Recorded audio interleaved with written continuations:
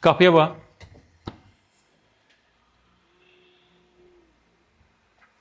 Və maşın içində oturmuşsan, artıq əski hərəkət yenə də eləmirsən. Ay nə bilim, qapını çəkim, orada bir xeylaq, bir güc itirim, zat güc yoxdur əslində. Onu da düzəldiblər. 789 at gücü. Bax, bu maşın 789 at gücü hasil edir. Yamaha səs sistemini bir dənə göstər. Salon Alcantara. Başdan ayağa. 360 dərəcə. Sözün həqiqi mənasında.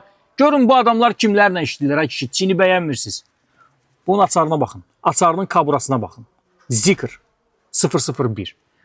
Bu hələ belə deyək də aşağı sürətli komplektasiyadır. Bunun bilirsiniz də sport versiyası da var. 1260 at gücü. Yəni mən 1260 at gücünü qoyuram bir qırağa. Siz burada 789 at gücündən danışın. Maşın fikirləşmir. Yəni bu BMW-lərinizi, Mercedes-lərinizi, Ferrari-lərinizi atın o tərəfəyə lazım deyil, ehtiyac yoxdur. 789 at gücü. Bir dənə ayağını qaza bastın, 2 saniyə uçdun. Tardı. Tema öldü. Bu günləri elektrik maşınlara münasibətiniz necədir? Batareyadan düzgün istifadə qaydasını deyirəm sizə.